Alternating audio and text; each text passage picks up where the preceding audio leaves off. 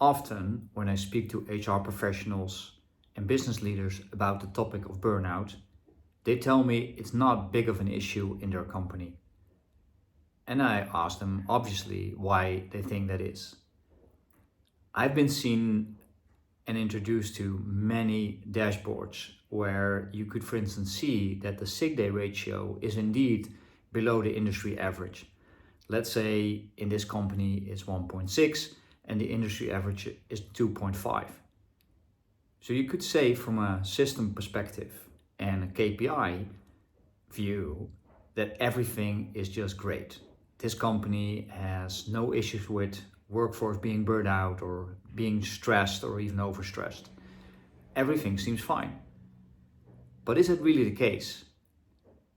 Because you could also wonder why it is. Why is the sick day ratio so below the industry average?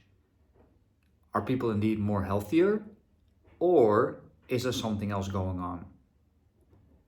I've been doing investigation in a number of companies, and what I've found is that people in general have a tendency to come forward when they experience too much stress or when they even are close to a burnout.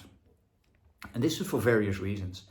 It could be that the company culture takes pride in people that power through and don't report sick, and even when they're sick, they're working from home and just get things done. Or they are afraid that if they report that they have too much stress, that management or their peers might find them weak and not able to cope with the workload. Unfortunately, we also know that in Europe and in the US, the burnout ratio is gigantic. The last report about that Forbes did, but also Harvard Business Review did a review on the number of burnout cases. And depending on the country and which group of the workforce we're talking about, but it's easily 50% at least from people that actually experience burnout symptoms a couple of times per week. And this is severe because if you don't know something's going on in your company, so for instance, the sick day ratio is indeed below industry average, and you stay there and you don't investigate further, you don't know if something's boiling under the rug. From those companies I talked to, and they told me that their ratios were in the green and there was no issue with stress or burnout, I actually talked to a number of employees in a safe environment, in a safe setting, because I'm not a threat to them. I could be seen as a peer because I have had burnout twice actually, and I managed to stay clear from a third. So there is some experience I have which I can bring to the table. Every time when I hear that the company culture doesn't allow or doesn't facilitate employees to come forward with their issues, I get it. There are a lot of companies that take pride in having their employees power through and be strong and, make sure that you're sick at home while you're still doing work, so it's not even being noticed. Why is this a problem? Because especially millennials and women to a greater extent are more prone to run into burnout situations. Why that is? For the very fact that they are even higher achievers, they expect more of themselves, they have higher standards, but they also have to prove themselves even more. There are not that many companies where diversity and inclusion is actually something that you see on the work floor. There's still an unbalance in male, female, let alone any other underrepresented groups. So they need to do even more to be recognized. They need to do even harder work and sometimes even work below what they were supposed to be doing in order to survive, let alone thrive. So if you don't recognize that there is an issue boiling under the rug, then I'm expecting you will also not take any measures to cope with it.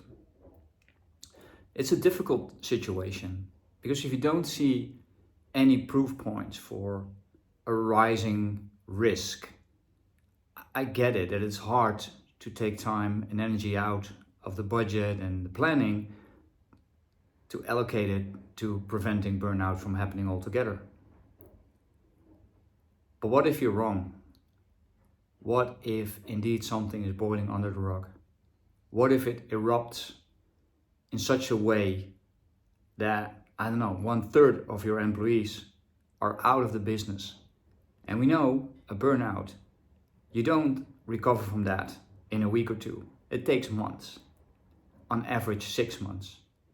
So imagine that 1/3 of your workforce is just unable to work because they're in a burnout situation for the next 6 months.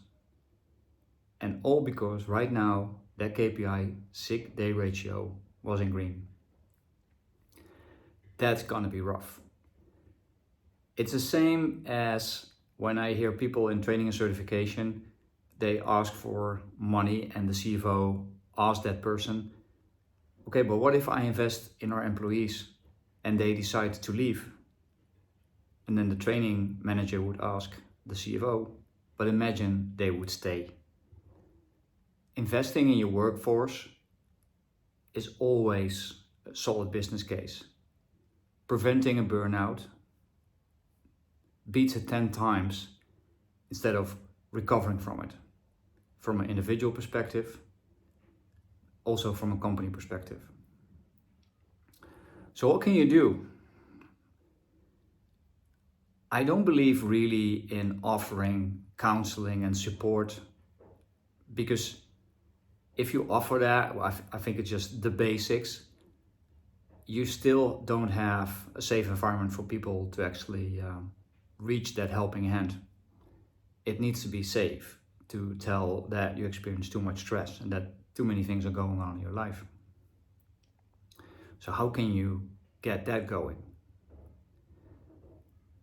I think you should start by starting the discussion and having other people come forward that actually had a burnout or are in a burnout.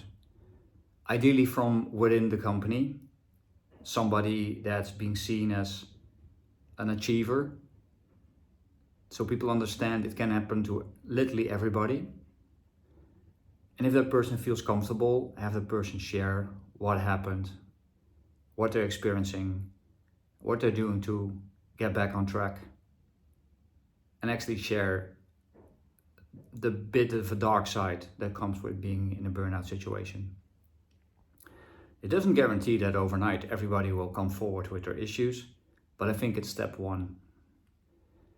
If you don't have such a person in your own organization, or that person is not really inclined to stand in front of a group of people sharing their experiences, why don't you ask somebody from outside that is either in the same industry, same type of job, perhaps same age, and have that person explain what they went through, how they got into a burnout, what they experienced just before it happened, what they experienced when it happened, and how they go about recovering.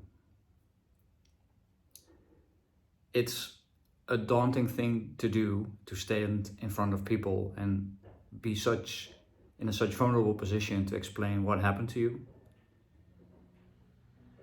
But I think for those that went through a burnout, you know what it is. And the last thing you want is have other people experience it. So if we could collectively come forward, those who had it, and break ground for those that we want to avoid for having it, I think we can help a lot of people by just sharing our story first and foremost. Making it okay to talk about. Making it okay to recognize that we're just human beings in a super fast paced world where there's a lot of things in life that happen to us. It's not just the job, it's family, it's friends, it's a financial situation, it's the mortgage, it's, I don't know, so many things to cope with on a daily basis, monthly basis, and a yearly basis. That stress is just inevitable. Stress is not a bad thing. Actually, you need a bit of stress. It's good, but when it's sustained and draining your battery to the point where the last thing you want is actually to get out of bed, and perhaps the mind wants to, but the body is not any more capable of doing that, that's a burnout. Look after yourself and look after each other.